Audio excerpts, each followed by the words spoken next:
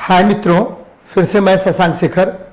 इस वीडियो में मैं न्यूमेरिकल फिजिक्स केमिस्ट्री की जो बुक है उसके 261 से लेकर 280 नंबर तक के प्रश्नों को मैं करवाऊंगा। और सबसे पहले देखते हैं 261 नंबर का प्रश्न। अंग्रेजी इकाई में पानी के क्वथनांक और हिमांक ठीक डैश डिग्री अलग होते हैं। तो हिमांक और क्वथनांक, ध्यान दीजिएगा कि जल का क्वथनांक और हिमांक ले रहे हैं। ध्यान दीजिएगा, क्वथनांक और हिमांक। सबसे पहले लेते हैं डिग्री सेल्सियस पर, डिग्री सेल्सियस में ले रहे हैं। तो ये 100 डिग्री सेल्सियस होता है और हिमांक होता है कितना, 0 डिग्री सेल्सियस। तो 100 में से 0 को घटा दीजिए, अंतर कितना होगा, तो 100 हो गया। आपका आंसर यहीं पर आ जाएगा। ठीक है, तो चूंकि हमको नहीं दिया हुआ है कि कितना का अंतर होगा, तो अगर डिग्री सेल्सियस आता तो 100 भी इसका आंसर हो सकता था, लेकिन ऑप्शन में चूंकि है नहीं। उसके बाद आता है डिग्री फ़ारेनहाइट। तो डिग्री फ़ारेनहाइट में 212 डिग्री फ़ारेनहाइट क्वथनांक होता है और 32 डिग्री हिमांक होता है। तो देखिए अंतर हो जाएगा 180। तो ये आपका आंसर हो जाना चाहिए। ठीक है, तो ये आंसर हो जाएगा। तो आंसर तो निकल गया आपका सी नंबर आंसर। ये देखिए सी नंबर आंसर आपका क्या होगा, निकलेगा। ठीक है, तो सी नंबर आंसर आपका आ गया। लेकिन अगर हमको केल्विन में बोलता तो क्या होता है, 373 केल्विन और 273 केल्विन। तो इसका अंतर कितना हो जाता है, 100 हो जाता है। अगर रोमर में कहा था तो 80 होता, 0 होता, तो अंतर कितना होता, 80 होता है। फिर देखिए अगर हमको कहा था रैंकिन में कहा था तो क्या होता है, 672 डिग्री रैंकिन और ये क्या होता, 492 होता। दोनों का अंतर देखिए 180 हो जाता। तो कहने का मेरा अर्थ है कि degree Celsius, degree Fahrenheit, Kelvin, Romer, Rankine, ये आपको अलग अलग तापमान पर, ठीक है, सबका अंतर दिया हुआ है, क्वथनांक और हिमांक का। शायद समझ में आ गया होगा। तो आंसर क्या हो जाएगा, आपको 180 डिग्री हो जाएगा, 180 डिग्री हो जाएगा। चलिए आगे बढ़ते हैं। 262 नंबर सवाल देखते हैं क्या कह रहा है। कह रहा है कि भाई क्या है कि आपको दिया गया है, द्रव्यमान दिया गया है और तापमान दिया गया है और विशिष्ट ऊष्मा दिया गया है। तो जैसे ही विशिष्ट ऊष्मा दिया जाए तो आपको पता है कि अगर किसी वस्तु को आप विशिष्ट ऊष्मा देते हैं तो कुल ऊष्मा जो होता है वह, ठीक है, वह द्रव्यमान का समानुपाती होता है और, ठीक है, और उसमें उत्पन्न तापांतर का भी वह समानुपाती होता है। तो Q समानुपाती हो गया, ठीक है, आपको M इंटू डेल्टा टी और बराबर क्या हो जाएगा, CM डेल्टा टी हो जाएगा, CM डेल्टा टी। तो C का मान देखिए कितना है, 238 है, 238 जूल पर केजी केल्विन है, गुना आपको द्रव्यमान दिया हुआ है, द्रव्यमान कितना है, 100 ग्राम है। तो 100 गुना 10⁻³ कर देते हैं, केजी में बदल देते हैं इसको, और 40 डिग्री सेल्सियस बढ़ा दिया जाता है इसका तापमान। तो 40 डिग्री सेल्सियस, तो 40 हो गया तापांतर दिया हुआ है। तो चलिए करके देखते हैं। तो ये कट गया, 3 ठो 0 है, कट गया। 238 से गुना कीजिए, 8 चौके 32 का 2, हाथ में कितना बचा, 3, और 3 चौके 12, 3 15 का 5, हाथ में कितना बचा, 1, और 4 दूनी 8, 2 10, 1052 जूल आपको एनर्जी निकल जाएगा। तो शायद आंसर नहीं है, ठीक है, आंसर नहीं है ऐसा कुछ। देखिए फिर से मल्टीप्लाई करके देखते हैं। 4 8 चौके 32 का 2, हाथ में कितना बचा, 3, और 4 तिया 12, 3 15 का 5, हाथ में 1, 4 दूनी 8, 1 9 ही ना होगा, 952 जूल। तो 952 जूल भी नहीं है आंसर, 952 जूल भी नहीं है। तो देखिए क्या हो रहा है, तो जूल पर केजी केल्विन है, कोई प्रॉब्लम नहीं है, जूल पर केजी केल्विन है, और जूल पर केजी केल्विन कोई प्रॉब्लम नहीं है। और 100 ग्राम है तो 100 ग्राम तो कर ही लिए हैं, और 952 जूल पर केजी केल्विन ही आपको आंसर होगा। इसका आंसर आपको क्या है, गलत है। ऑप्शन में आपको गलत दिया हुआ है। तो ऑप्शन में आंसर आपको क्या है, गलत दिया हुआ है। तो आंसर क्या हो जाएगा, 900, ठीक है। ओ ये देखिए एक काम और करना चाहिए आपको, क्या है, प्रिंटिंग मिस्टेक है, यहाँ पर 236 हो जाएगा, ठीक है। ऐसे ही आंसर ये सही है आपका, तो ये आंसर आ जाएगा।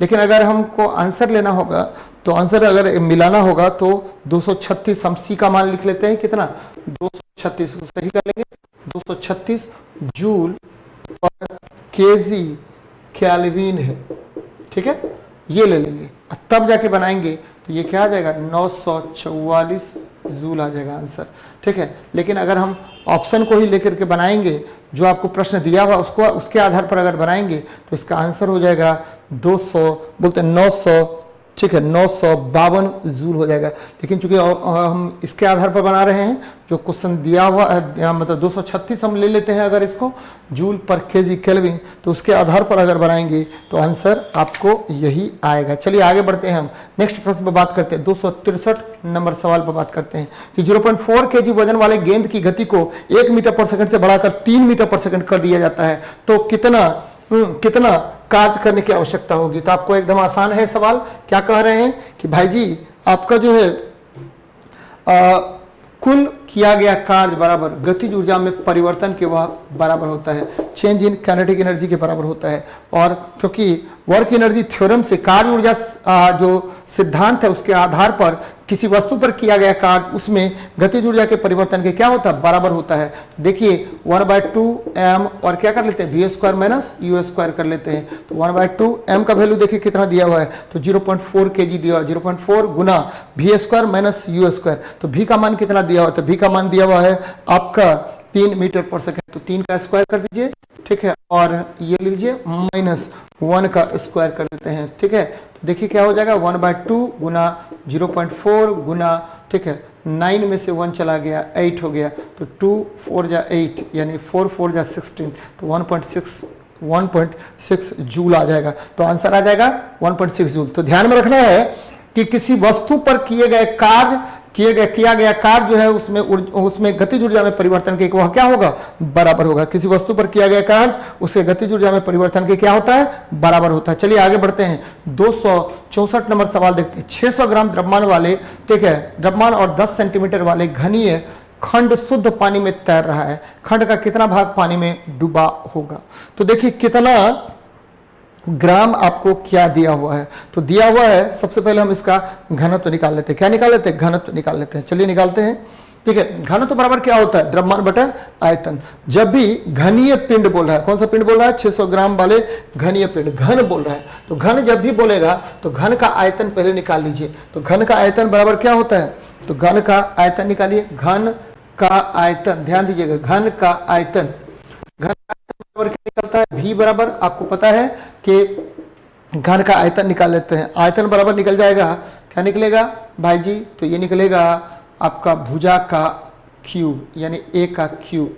खलिए तो ये भुजा कितना दिया हुआ, 20 सेंटीमीटर दिया हुआ, 10 सेंटीमीटर, तो 10 सेंटीमीटर का क्यूब कर देते हैं, यानी क्या हो जाएगा 10 गुना 10 गुना 10 यानी 1000 सेंटीमीटर क्यूब हो गया, कोई प्रॉब्लम नहीं है। अब हमको क्या कह रहा है कि आपको द्रव्यमान दिया हुआ है, तो द्रव्यमान दिया हुआ है तो निकाल लेते हैं। तो घनत्व बराबर क्या होता है, द्रव्यमान बटा आयतन, तो द्रव्यमान बटा आयतन निकाल लीजिए, द्रव्यमान बटा आयतन। तो घनत्व आपको पता है, द्रव्यमान दिया हुआ 600 ग्राम बटे कितना दिया हुआ है, 600 ग्राम बटे कितना दिया हुआ है, आयतन दिया हुआ है। ध्यान दीजिएगा आयतन कितना है, तो 1000 सेंटीमीटर क्यूब है। 1000 कर लेते हैं, 0 0 काट दीजिए, यानी 0.6 आपको क्या आ गया, अब घनत्व आ गया, 0.6 आ गया घनत्व, ठीक है। घनत्व बराबर क्या हुआ, 0.6 आ गया।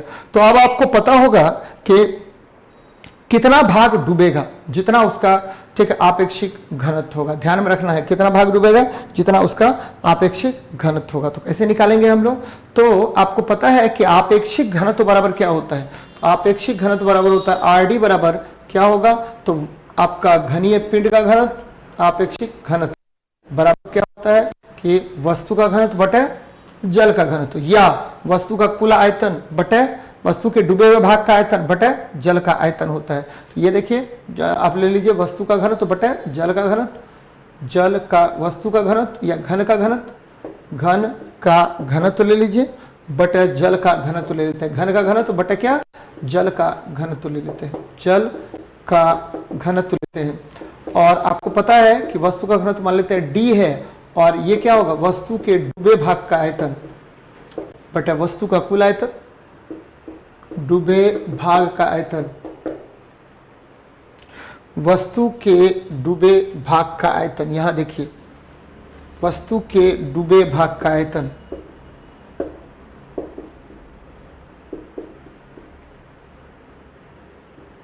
भाग का आयतन बटे वस्तु का कुल आयतन, वस्तु का कुल आयतन। एकदम आसान है। ऐसे हम डायरेक्ट भी बना सकते थे इसको, जितना घनत्व निकल गया उसी को क्या कर लेंगे, उतना भाग डूबा हुआ रहेगा। तो क्यों, देखिए वस्तु का घनत्व कितना है, तो घन का घनत्व कितना है 0.6 और जल का घनत्व कितना है 1.61 होता है। इसको उड़ाइए, यहां पर क्या आ गया 10 आ गया। तो अब कह रहा है कि परसेंटेज भाग कितना डूबा हुआ है, तो इसको परसेंटेज से गुना कर देंगे, परसेंटेज से गुना कर दीजिए 0.6/10 गुना 100 गुना कीजिए, ये 0 कट गया, कितना परसेंट आपको डूबा हुआ है, तो 60% भाग डूबा हुआ है। फिर से सुनिए क्या कर रहे हैं हम लोग, हम कह रहे हैं कि ध्यान में आपको एकदम रखना चाहिए, क्या रखना चाहिए कि वस्तु का घनत्व बटा जल का घनत्व गुना 100, वस्तु के डूबे भाग का आयतन, वस्तु के जल में डूबे भाग का आयतन, एकदम ध्यान में रखिएगा, जल में डूबे भाग का आयतन, डूबे भाग का आयतन एकदम ध्यान में आप रखना है। क्या रखना है कि वस्तु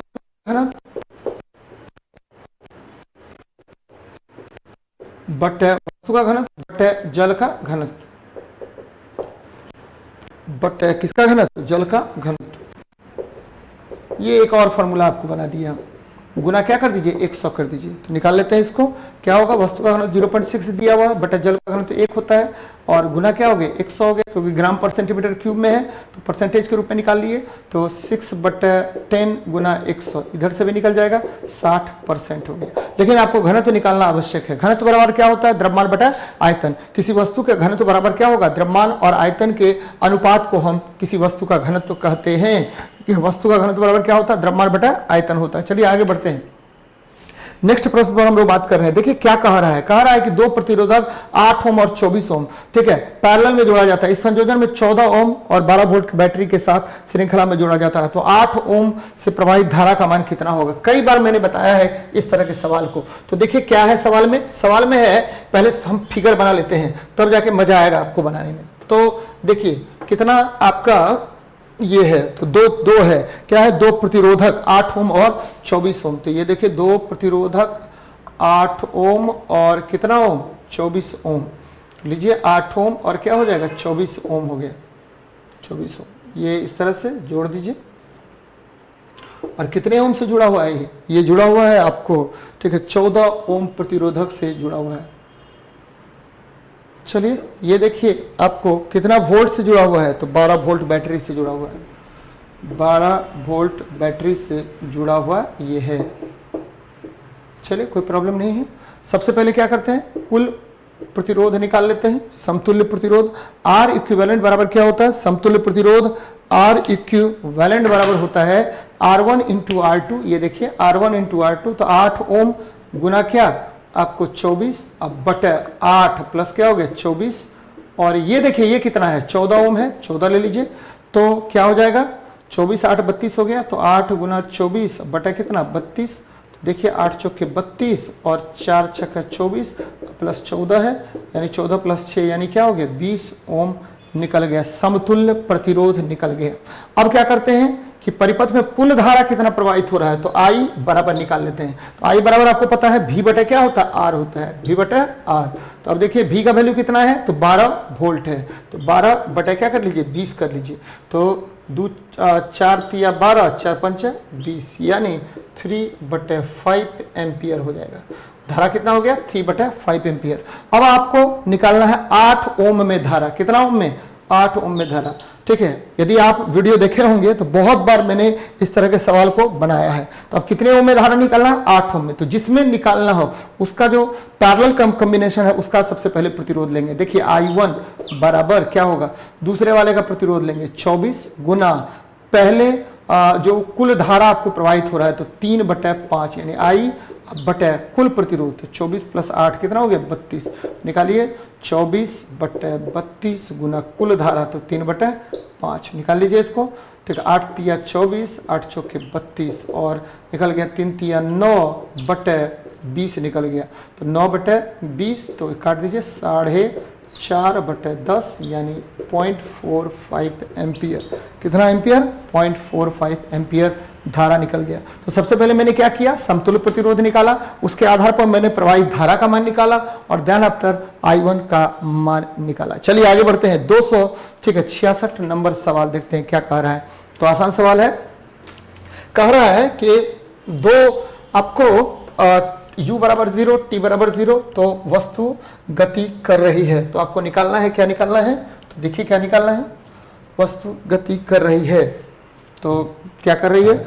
वस्तु आपको गति कर रही है। कोई वस्तु अपने विराम से x बराबर 0, ठीक है, और t बराबर 0 से प्रारंभ करती है गति करना। ये देखिए प्रारंभ कर रही है गति करना, कोई प्रॉब्लम नहीं। यहाँ x बराबर 0 है, t बराबर 0 है, u बराबर क्या है? 0 है। तो भाई जब यहां से गति करना प्रारंभ करती है तो क्या करेंगे, 4 मीटर पर सेकंड स्क्वायर से के त्वरण से गति करती है और 2 सेकंड तक गति करेगी। कितने सेकंड तक? 2 सेकंड तक ये गति कर रहा है। तो जब 2 सेकंड तक गति करेगा तो v बराबर क्या होता है? u plus A T. u का मान 0 प्लस ए का मान 4 गुना क्या, और ठीक है 4 है ए का मान, और 2 सेकंड तक तो 2 कर दीजिए यानी 8 मीटर पर सेकंड हो गया। फिर देखिए कि ये यहां से यहां तक जब तय कर रहा है तो कितने सेकंड में? तो 6 सेकंड में दूरी तय कर रहा है। तो v2 बराबर आपको दिया हुआ है u प्लस ए t2 कर दीजिए, इसको t1 कर लेते हैं यहाँ पर, ठीक है। तो ये t1 का मान दिया हुआ 2 सेकंड और यहाँ t2 का मान दिया हुआ 6 सेकंड। तो देखिए क्या निकल जाएगा, u प्लस ए t2, तो 0 प्लस क्या, a का वैल्यू देखिए 4 गुना 6 कर देते हैं, 6 चौके 24 हो गया मीटर पर सेकंड। अब औसत चाल निकालना है, v एवरेज बराबर क्या हो जाएगा, v1 प्लस v2 बटा क्या करते हैं 2, यानी 24 प्लस 8 यानी 32 हो गया। 24 प्लस 8 कर लीजिए बटा 2 कर लीजिए, 32 बटा 2 यानी 16 मीटर पर सेकेंड हो जाएगा। यानी औसत चाल आपको निकाला गया 16 मीटर पर सेकेंड। देखिए सी नंबर आपको आंसर है, सी नंबर आपका आंसर है, ठीक है। चलिए आगे बढ़ते हैं। 267 नंबर सवाल देखते हैं क्या कह रहा है। 267 नंबर सवाल कह रहा है कि 500 केजी द्रव्यमान के एक ट्रक को 25 मीटर पर सेकंड से 35 मीटर पर सेकंड तक त्वरित करने में किया जाता है, तो इसकी गतिज ऊर्जा में होने वाले परिवर्तन को ज्ञात कीजिए। हमको क्या कर रहा है, गतिज ऊर्जा में परिवर्तन निकालने के लिए बोल रहा है। तो देखिए भाई क्या करेंगे हम लोग आसान है सवाल, कह रहा है कि 5000 केजी वस्तु है और गतिज ऊर्जा में परिवर्तन ज्ञात कीजिए। तो गतिज ऊर्जा में परिवर्तन, ठीक है, डेल्टा के ई बराबर क्या होता है, तो 1/2 m v square minus u square. चलिए 1/2, अब देखिए गतिज ऊर्जा में परिवर्तन बोल रहा है तो 1/2, अब देखिए 500 केजी 5000 केजी गुना v square minus u square. तो v का वैल्यू है 35 का स्क्वायर और u का वैल्यू है 25 का स्क्वायर। चलिए कोई प्रॉब्लम नहीं है, ठीक है। और ये देखिए ये करेंगे हम लोग, तो क्या करेंगे 1/2 गुना 5000 गुना 35 प्लस 25, 35 प्लस 40 20 60 हो गया, और a plus b into a minus b, 35 में से 10 हो गया, काट दीजिए 2 तिसाही 60, ठीक है, 5 तिया 15 और 3 यहाँ 0, 1 यहाँ 0, 1 यहाँ 0, 3 1 4 1 5 यानी 10 टू द पावर 5 जूल, यानी 15 गुना 10 टू द पावर 5 जूल, ठीक है। तो हमको कह रहा है कि आप निकालिए जूल में परिवर्तन मेगा जूल में। कितने जूल में? आपको मेगा जूल में निकालिए। तो जब मेगा जूल में बोल रहा है निकालने के लिए, तो मेगा जूल यानी एम जे में निकालने के लिए बोल रहा है, तो इसको 10 टू द पावर 6 से अगर भागा दे देंगे तो ये निकल जाएगा मेगा जूल में निकालने के लिए। तो 1 ये कट गया तो बचेगा 1.5 मेगा जूल, यानी आंसर हो जाएगा ए नंबर। 267 का ए नंबर आंसर होगा। कौन सा होगा? ए नंबर आंसर होगा। तो शायद समझ में आ गया होगा कि यहाँ देखिए गतिज ऊर्जा क्या होता है। गतिज ऊर्जा होता है किसी वस्तु के द्रव्यमान और वेग का वर्ग, और दोनों का अंतर हमने निकाल लिया तो ये निकल गया कौन सा जूल में, तो मेगा जूल में निकल जाएगा। कौन सा जूल में निकलेगा? मेगा जूल में निकल जाएगा, ठीक है। ध्यान में ये इसको रखना चाहिए आपको। चलिए आगे बढ़ते हैं हम लोग अभी बात करेंगे नेक्स्ट प्रश्न पर, 268 नंबर सवाल पर। कह रहा है कि 80 न्यूटन भार वाले एक घनाकार टुकड़े की लंबाई ज्ञात कीजिए, ठीक है, लंबाई ज्ञात कीजिए, ठीक है। तो लंबाई आपको सेंटीमीटर में ज्ञात करना है, घनत्व दिया हुआ है, भार दिया हुआ है। तो भार आपको पता है कि mg होता है, क्या होता है, घनत्व बराबर द्रव्यमान बटा आयतन होता है। तो यहां से हम क्या निकालेंगे, भार का मान निकालेंगे, 1 सेकंड में निकल जाएगा। चलिए, घनत्व बराबर होता है द्रव्यमान गुना क्या, आयतन। घनत्व बराबर क्या होता है, द्रव्यमान, घनत्व बराबर क्या होता है, द्रव्यमान बटा आयतन। तो देखिए क्या करेंगे हम आसानी से इसको सॉल्व आउट कर लेंगे। कैसे करेंगे, तो आपको पता है कि घनत्व बराबर होता है क्या, द्रव्यमान बटा आयतन होता है। तो घनत्व आपको दिया हुआ है और भार भी आपको दिया हुआ है। तो निकालना है, क्या निकालना है आपको, तो निकालना है घन की भुजा निकालनी है। तो चलिए करके देखते हैं। तो आपको पता है कि W बराबर क्या होता है, M इंटू जी होता है। ये 1 नंबर हो गया, कोई प्रॉब्लम, घबराने की जरूरत ही नहीं है। ये इसका वैल्यू दिया हुआ 80 बराबर M इंटू जी दिया हुआ है। यहां से द्रव्यमान आपको निकल जाएगा। तो द्रव्यमान निकाल लीजिए, कोई प्रॉब्लम नहीं, निकाल लीजिए द्रव्यमान। तो M बराबर 80 बटे जी का वैल्यू कितना होता है, 10 होता है। तो काट देते हैं, कितना आ जाएगा, 8, ठीक है, kg आ गया। ठीक है, अब हमको क्या कह रहा है प्रश्न में कि लकड़ी का घनत्व दिया हुआ है। तो घनत्व दिया हुआ है, कोई प्रॉब्लम नहीं, घनत्व दे दीजिए। लकड़ी का घनत्व दिया हुआ है,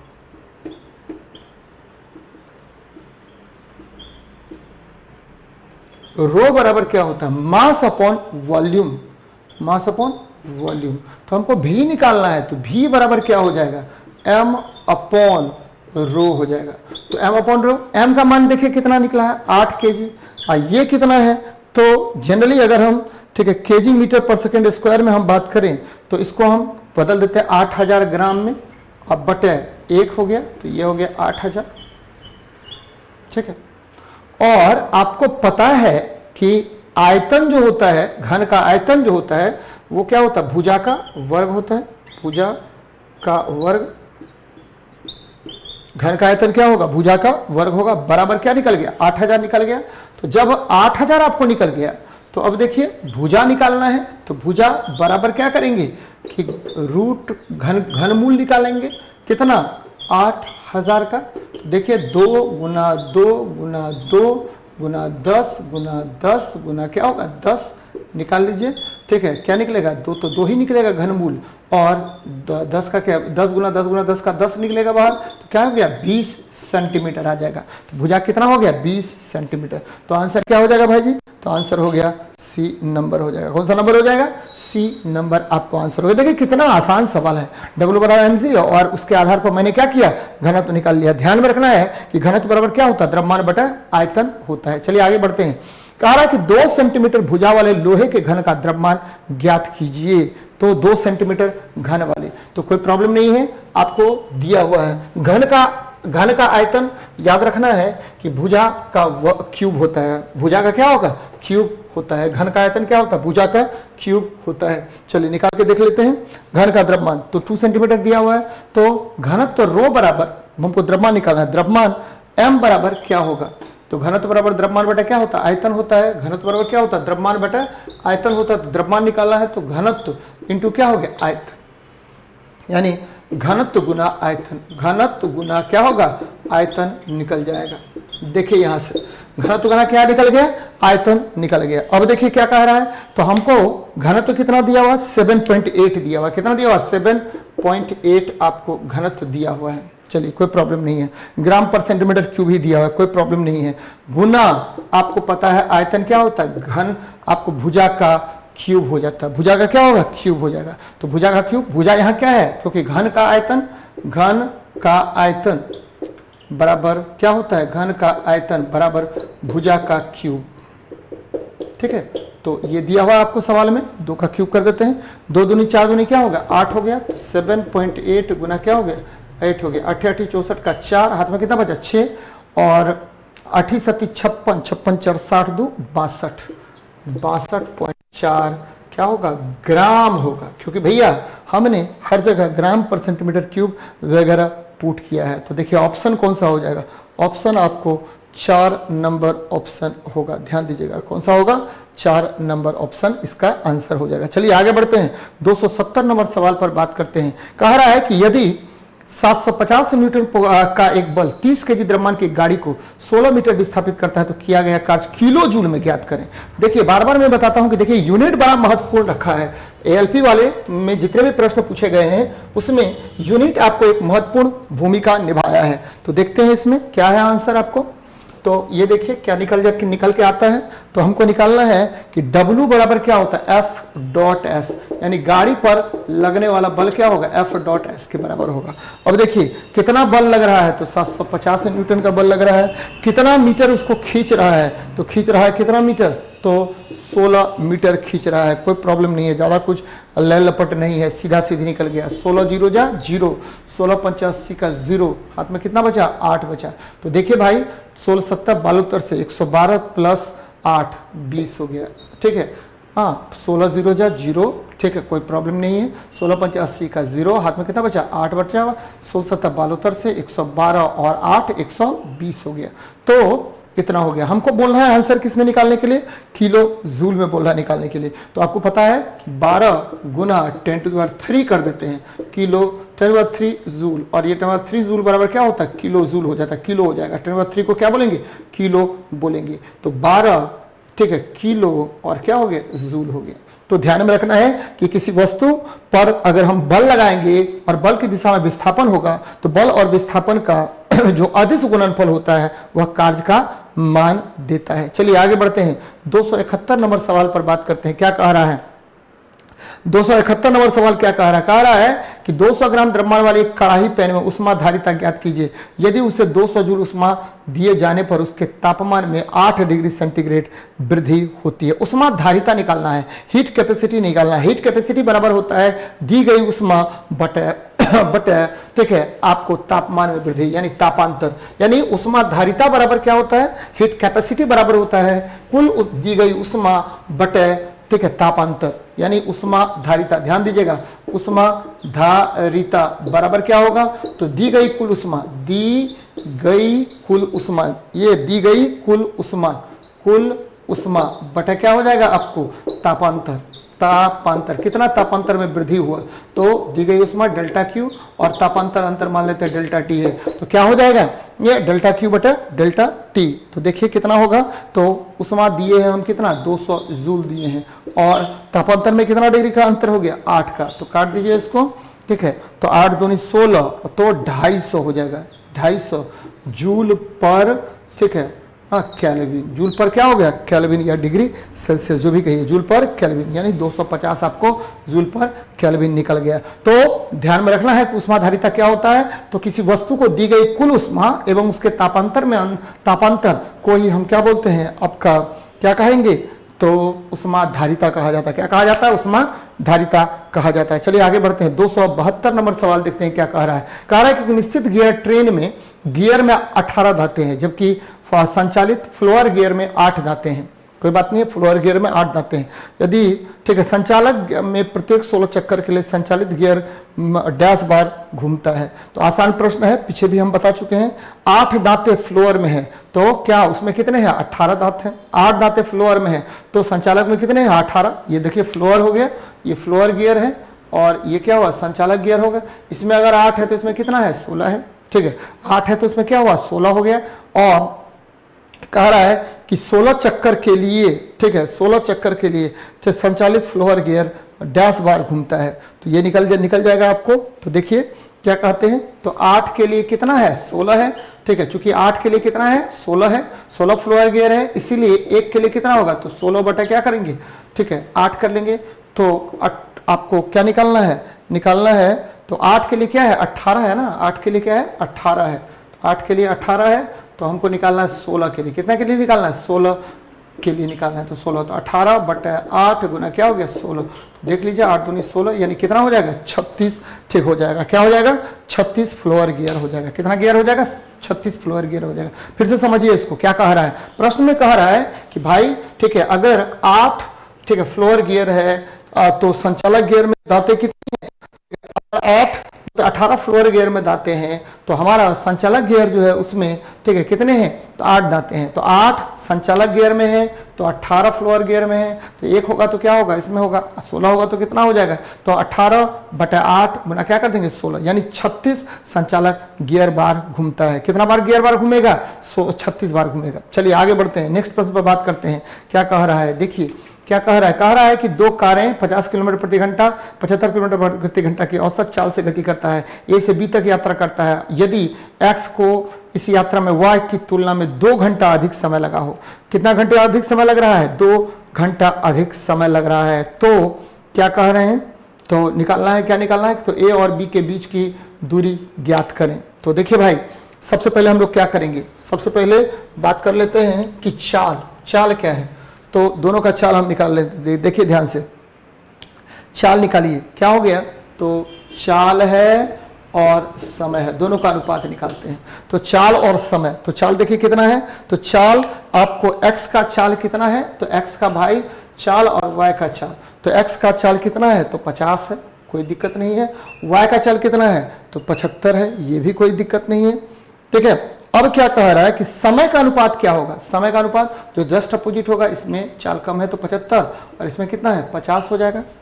75 और क्या होगा? समय जस्ट अपोजिट हो जाता है। चलिए, तो समय जस्ट क्या होगा? अपोजिट हो जाता है। तो अब दोनों का हम क्या कर लेते हैं? अंतर निकाल लेते हैं।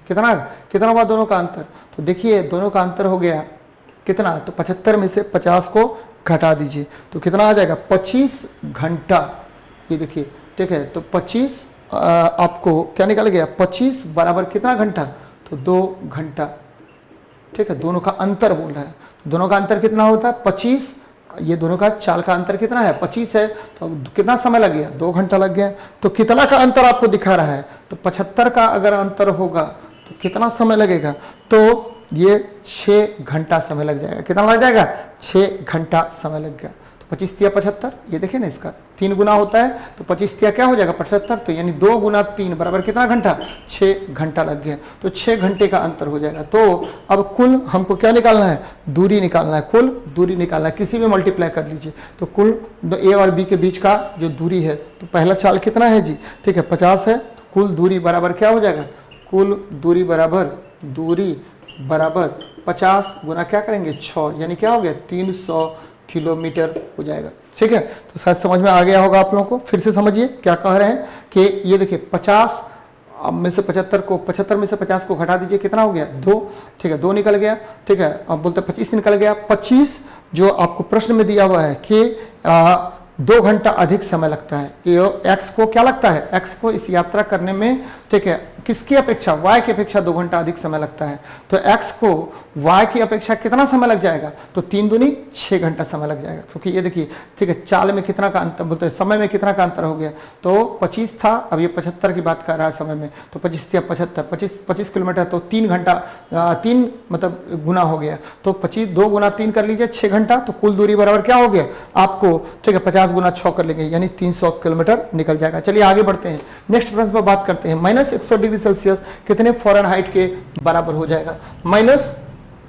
आपको 100 डिग्री सेल्सियस कितने -100 डिग्री सेल्सियस कितने फ़ारेनहाइट के बराबर होगा? तो आपको पता है -100 डिग्री सेल्सियस है, तो -100 बटे क्या कर लेंगे?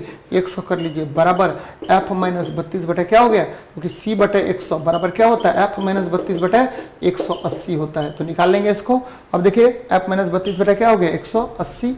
निकाल लीजिए इसको, ये कट गया -1, तो -180, तो -180 बराबर क्या हो गया? डिग्री फ़ारेनहाइट बराबर क्या हो गया? f - 32। इसको ये कीजिए, f बराबर क्या निकल जाएगा? -180 प्लस क्या? 32। निकाल लेते हैं, -150 डिग्री फ़ारेनहाइट निकल जाएगा। कितना डिग्री फ़ारेनहाइट निकलेगा? माइनस, ठीक है, इसको 180 से घटाएंगे तो कितना निकलेगा? क्या यार, ठीक, -148 डिग्री फ़ारेनहाइट निकलेगा। तो देखिए ऑप्शन में कौन सा है? तो डी ऑप्शन है। तो डी ऑप्शन आपको है, तो डी आपका क्या हो गया? ऑप्शन सही हो जाएगा। तो -100 डिग्री जो फ़ारेनहाइट सेल्सियस है, -100 डिग्री सेल्सियस, वो -148 डिग्री फ़ारेनहाइट के बराबर होगा। चलिए आगे बढ़ते हैं। 275 नंबर सवाल देखिए, 2 बाइनरी संख्या का योगफल निकालना है। मैंने कल आपको बताया था कि देखिए जब भी बाइनरी संख्या का योगफल और ठीक है आपको घटाव निकालना होगा, तो सबसे आसान तरीका है उसको बाइनरी में बदल करके तब जाकर के उसको करिए हल आप। देखिए 2 बाइनरी संख्या, तो लीजिए 1 1 0 1 1 1 1, यह है, कोई प्रॉब्लम नहीं है। तो देखिए 0 1 2 3 4 5 और क्या हो गया? 6, तो 6 हो गया। 0 1 2 3 4 5 6 7 है, ठीक है, कोई प्रॉब्लम नहीं है। तो निकाल लेते हैं, 1 गुना 2 टू द पावर 6 प्लस 1 गुना 2 टू द पावर 5 प्लस, ठीक है ध्यान दीजिएगा जरा, 1 गुना 2 टू द पावर 5 प्लस क्या निकलेगा, ठीक है 0 गुना 2 टू द पावर 4 प्लस, ठीक है 1 गुना 2 टू द पावर 3 प्लस 1 गुना 2 टू द पावर 1 प्लस 1 गुना 2 टू द पावर, ये 2 हो जाएगा 1 प्लस 1 गुना 2 टू द पावर 0। चल कोई प्रॉब्लम नहीं है। तो ये हो गया 6 है, तो 2 दूनी 4, 4 दूनी 8, 8 दूनी 16, 16 दूनी 32, 32 दूनी 64, तो 64 प्लस, ठीक है 28, बोलते 32 plus 0 plus 8 plus 4 plus 2 plus 1, तो निकाल लीजिए। तो 64 32 कितना, 96, 96 4 100, 100 103 और 8 111, पहला नंबर निकल गया 111 डेसिमल में। चलिए कोई प्रॉब्लम नहीं है।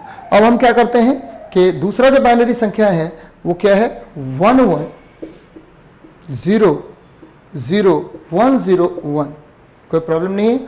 अब देखिए 0 1 2 3 4 5 और क्या हो गया 6 हो गया, तो इसमें भी वही है, तो 1 इंटू 2 टू द पावर 6 निकल गया plus 1 into 2 to the power 5 निकल गया plus 1 into 2 to the power, ठीक है 2 निकल गया प्लस, ठीक है ये 0 हो गया, 1 इंटू 2 टू द पावर 0 निकल गया। निकाल लीजिए 64 प्लस 32 प्लस 4 प्लस 1, 96 400 101 हो गया, कितना हो गया 101, 111 64 प्लस 32 प्लस 4 प्लस 1, तो 64 32 96 400 100 101, कितना हो गया 101 हो गया।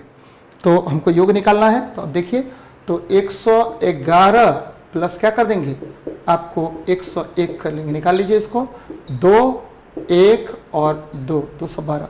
अब हम इसको बाइनरी में बदलते हैं, 2 करिए दुक्का 2, ठीक है तो दुक्का 2 निकालिए। अब देखिए क्या हो जाएगा, ये बचा क्या 106 हो गया, तो ऊपर में क्या आ जाएगा 0 आ जाएगा, क्या आ जाएगा 0 आ जाएगा। फिर कीजिए 2 53 दूनी 106 0 आ जाएगा। फिर देखिए क्या होगा 2 26 दूनी 52 1 आ गया। फिर देखिए 2 13 दूनी 26 0 आ गया। फिर देखिए 2, ठीक है 2 6 के 12, ठीक है यहाँ 1 आ गया। फिर देखिए क्या हो जाएगा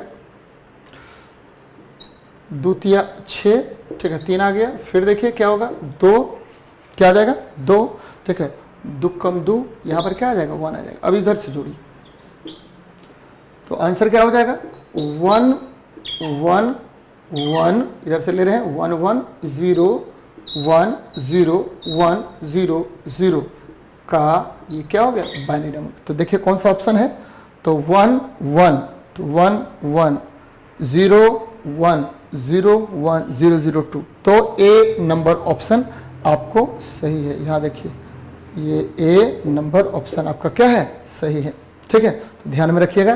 तो सबसे आसान तरीका मुझे यही लगता है, और भी तरीके बहुत सारे हैं, लेकिन सबसे आसान जो तरीका मुझे लगता है, पहले क्या कीजिए, इसमें गलत होने का चांस नहीं है। सबसे पहले क्या है कि बाइनरी नंबर को हम क्या करेंगे डेसिमल में बदलेंगे, और डेसिमल को ठीक है जोड़ घटाओ जो भी कह रहा है वो कर लेंगे, और उसके बाद हम उसको फिर बाइनरी में बदल देंगे। तो इससे ये सबसे आसान तरीका होता है, इसमें ज़्यादा दिमाग लगाने की आवश्यकता नहीं होती है। ध्यान में इसको आपको रखना चाहिए, ठीक है। नहीं तो आपको क्या बोलते हैं लेने में क्या होता है कि साझेदार बनाने में, फिर आगे बढ़ाने में, पीछे बढ़ाने में, घटाने में दिक्कत आपको होगी। चलिए बढ़ते हैं हम लोग 276 नंबर सवाल पर। यदि किसी आवेश Q को 8 वोल्ट विभवांतर वाले दो बिंदुओं के बीच स्थानांतरित करने में किया गया कार्य 36 जूल हो तो Q का मान ज्ञात कीजिए। तो देखिए भाई Q का मान ज्ञात करना है, तो आपको पता है कि विद्युत ऊर्जा बराबर क्या होता है, तो विद्युत आवेश गुना विभवांतर होगा। विद्युत ऊर्जा बराबर विद्युत आवेश गुना विभवांतर होता है। देखिए करके देखते हैं कि विद्युत ऊर्जा बराबर विद्युत आवेश गुना विभवांतर होता है। तो विद्युत ऊर्जा, ध्यान दीजिएगा, विद्युत ऊर्जा बराबर विद्युत आवेश गुना विभवांतर। विद्युत ऊर्जा बराबर क्या होता है आवेश गुना विभवांतर। हमको क्या निकालना है, तो आवेश निकालना है। तो Q बराबर विद्युत ऊर्जा W बटे आपको क्या हो जाएगा, भी हो जाएगा। तो देखिए W का मान कितना है, तो W का मान आपको दिया हुआ है, कितना दिया हुआ है भाई, तो W का मान दिया हुआ 36 और विभव का मान कितना दिया हुआ है, तो विभव का मान दिया हुआ 8। तो क्या होगा, 4 दूनी 8 और 4 नंबर 36 यानी 4.5 कूलम्ब हो गया।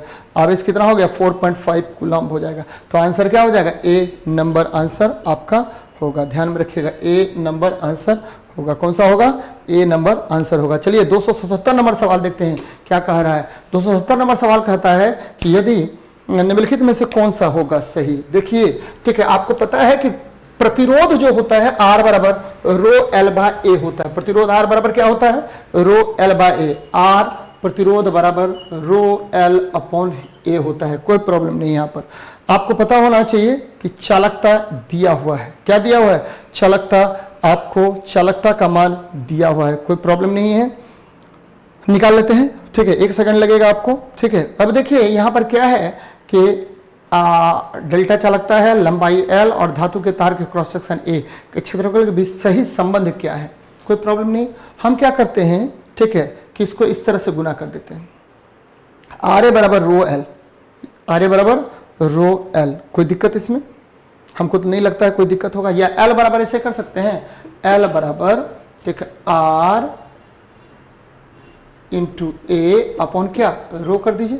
और 1 बाय रो बराबर क्या होता है, डेल्टा होता है। ये देखिए इस प्रश्न के अनुसार डेल्टा यानी आपको चालकता होता है। तो चलिए चालकता निकाल लेते हैं। तो 1 बाय रो, तो ये चालकता, तो क्या हो जाएगा, डेल्टा आर ए, क्योंकि 1 बाय रो बराबर क्या हो गया, आपको दिया हुआ है, क्या दिया हुआ है कि 1 बाय रो बराबर डेल्टा दिया हुआ है। तो आंसर क्या हो जाएगा इसका, तो आंसर हो जाएगा आपको, ठीक है, बी नंबर। कौन सा नंबर, बी नंबर आपको आंसर हो जाएगा। ध्यान में रखिएगा, ठीक है, बी नंबर आपका आंसर हो जाएगा। ठीक है, R sigma A upon L, चूंकि ऊपर में गड़बड़ कर दिया है, ये चालकता को सिग्मा करना चाहिए। सिग्मा बराबर क्या हो गया, 1 बाय रो। हम तो डेल्टा लेके बना रहे थे, तो डेल्टा भी सही है, सिग्मा ले लेंगे तो सिग्मा आर ए हो जाएगा, एल बराबर। तो ये ध्यान में आपको रखना चाहिए, सिग्मा आर ए या तो r sigma a into l, r sigma a बराबर क्या हो जाएगा, एल हो जाएगा। तो इसके आधार पर आप सॉल्व कर सकते हैं इसको, कुछ भी नहीं है सवाल में। चलिए आगे बढ़ते हैं।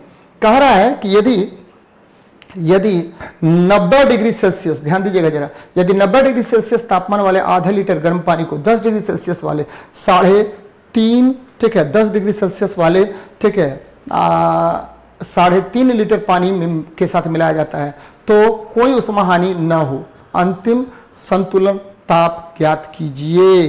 तो देखिए भाई क्या कह रहा है कि जल मिश्रण है, क्या है, जल मिश्रण है, कोई प्रॉब्लम नहीं है। देखिए क्या कह रहे हैं हम जल और जल का मिश्रण निकाल रहे हैं। तो आपको 1 सेकंड में ये सवाल बन जाएगा। कैसे बनेगा भाई, तो देखिए आपको पता है कैसे बनाएंगे हम लोग सवाल बनाएंगे कि ये देखिए ये आपका जल है 90 डिग्री सेल्सियस पर, और इसका द्रव्यमान हम m1 मान लेते हैं और विशिष्ट उष्मा C1 मान लेते हैं। तापमान तो दिया हुआ है कितना, 90 डिग्री सेल्सियस दिया हुआ है। और जब हमने दूसरा जल लिया उसका द्रव्यमान मान लेते हैं m2 है और इसका C1 है और इसका तापमान दिया हुआ 10 डिग्री सेल्सियस। जब हमने दोनों को मिला लिया तो मिश्रण का तापमान हम क्या मान रहे हैं, T मान रहे हैं। क्या मान रहे हैं, T मान रहे हैं, कोई प्रॉब्लम नहीं है। मिश्रण का तापमान क्या मान लेते हैं, T। अब देखिए M1 C1, अब देखिए 90 माइनस T कर लीजिए इसके अनुसार, और ठीक है यहाँ क्या हो जाएगा M2 C2 और 90 बोलते हैं T माइनस 10 कर लेते हैं। ये मिश्रण का तापमान है। चलिए अब देखिए क्या कह रहे हैं, क्योंकि उष्मा 6, ये उष्मा 6 किया और ये उष्मा ग्रहण किया, तो दोनों उष्मा का मान क्या होता है, बराबर होता है। आपको पता है C1 बराबर C2 बराबर क्या होता है, C बराबर क्या होता है, 1, मतलब 1 ग्राम पर सेंटीमीटर क्यूब होता है। चलिए देखिए क्या कह रहे हैं, द्रव्यमान कितना दिया हुआ है, तो आधा लीटर पानी, तो आधा यानी 1/2 गुना C1 का वैल्यू तो खत्म हो गया, ठीक है, 1 हो गया, तो 1 कर लेते हैं, 1 गुना कर लीजिए, 1 गुना 90 माइनस T, तो 90 माइनस T कर लीजिए, बराबर आपको क्या होगा, 3.5 लीटर पानी दिया हुआ है, 3.5 लीटर, तो 3.5 कर लीजिए, ठीक है। और C तो खत्म, ये 1 है और T माइनस 10। अब इसको हल कर लीजिए, देखिए भाई क्या हो जाएगा, तो गुना कर लेते हैं उधर, 90 माइनस T बराबर 7, ठीक है, उधर गुना हो गया 1/2, तो 7 गुना T 70 माइनस क्या कर लीजिए 70 कर लेते हैं, ठीक है। तो अब इसको इधर ले जाइए, इसको इधर ले जाइए, तो 8t बराबर हो गया 160। तो t बराबर कितना हो जाएगा, तो 160 बटा क्या करना पड़ेगा, 8 करना पड़ेगा। तो मिश्रण का तापमान कितना डिग्री सेल्सियस होगा, 20 डिग्री सेल्सियस हो जाएगा। ठीक है, तो ध्यान दीजिए उष्मा क्षय बराबर क्या होता है, उष्मा ग्रहण होता है। और इसके आधार पर मैंने क्या किया, सवाल को डील कर लिया। चलिए आगे बढ़ते हैं। अब कह रहा है कि 279 नंबर सवाल है, 2.5 किलो ओम के प्रतिरोध पर विभवांतर ज्ञात कीजिए जिसमें 2 मिली एम्पियर की विद्युत धारा प्रवाहित होती है। 1 सेकेंड में सवाल आपका बन जाएगा। कैसे बनेगा देखिए। ठीक है, हमको धारा निकालना है। हमको क्या निकालना है, विद्युत धारा प्रवाहित होती है, तो हमको निकालना है, क्या निकालना है, विभवांतर निकालना है। तो V बराबर क्या होता है, ओम के नियम से V बराबर होता है आई आर। V बराबर क्या होता है, आई आर होता है। तो V बराबर I इंटू आर होता है। तो I का मान क्या दिया हुआ, 2 मिली एम्पियर। तो 2 गुना 10⁻³ एम्पियर कर लीजिए, गुना प्रतिरोध का मान क्या दिया, 2.5 किलो ओम दिया हुआ है, 2.5 किलो ओम। तो किलो 10⁻³ हो गया, ओम हो गया, कोई प्रॉब्लम नहीं है। और ये देखिए ये 10⁻³ ये 10⁻³ कट गया, और 2.5 गुना 2 मतलब क्या हो गया, 5, ये वोल्ट निकल गया। और आपको पता है कि ओम का नियम क्या कहता है, ओम का नियम कहता है कि ठीक है, यदि किसी चालक तार के 2 बिंदुओं के बीच विभवांतर भी हो और उसमें प्रवाहित धारा आई हो, तो विभवांतर प्रवाहित धारा का समानुपाती होता है, यानी V समानुपाती I, और V बराबर क्या होता है, आई आर होता है, जहां I ठीक है परिपथ में प्रवाहित धारा है और R जो है प्रतिरोध है। तो ये समझ में आपको आ गया होगा। चलिए आगे बढ़ते हैं। लास्ट नंबर प्रश्न है 210 गुना, ठीक है 210 गुना आपको 297 मिलीमीटर किसका आकार होता है। तो A4 जो आपका ड्राइंग शीट होता है उसके आकार होते हैं। आपको पता होगा, मैं बार बार बताता हूं कि देखिए ड्राइंग शीट जो होता है उसके ऊपर इंजीनियरिंग ड्राइंग बनाए जाते हैं, और इंजीनियरिंग ड्राइंग मुख्य रूप से 5 प्रकार के होते हैं। सबसे पहले क्या होगा, तो इंजीनियरिंग ड्राइंग होगा, सबसे पहला जो होगा वह A0 होता है, उसके बाद A1 होता है, उसके बाद A2 होता है, A3 होता है, और क्या होता है, A लास्ट में 4 होता है। और जब भी साइज की बात करते हैं तो आपका जो इसका साइज होता है वो 841 गुना 289 मिलीमीटर होता है, ध्यान में रखिएगा। ठीक है, 200 मतलब 841 गुना 289 होता है। और ये देखिए ये 841 यहाँ आ गया, मैं बहुत बार बताया हूँ, ये 841 यहाँ आ गया, और ये जो है 594 हो जाएगा। क्या हो जाएगा, 594। अब ये 594 यहाँ आ गया, और गुना क्या हो जाएगा, 594 तो 420 आ गया। ठीक है, और ये 420 यहाँ पर आ गया, गुना क्या हो जाएगा आपको, ठीक है गुना हो जाएगा 297। ध्यान दीजिएगा 297 आ गया, और ये 297 यहाँ आ गया, और गुना 210। याद रखिएगा 210 गुना 297 मिलीमीटर जो है वह ठीक है A4 आपका ड्राइंग शीट का क्या है, आपको लंबाई और चौड़ाई का अनुपात है। तो मित्रों शायद समझ में आ गया होगा, ड्राइंग शीट के द्वारा हम लोग क्या करते हैं कि उस पर ड्राइंग बनाते हैं, और इसका प्रयोग इंजीनियरिंग ड्राइंग में किया जाता है। चलिए मिलते हैं नेक्स्ट वीडियो में। जय हिंद, जय भारत।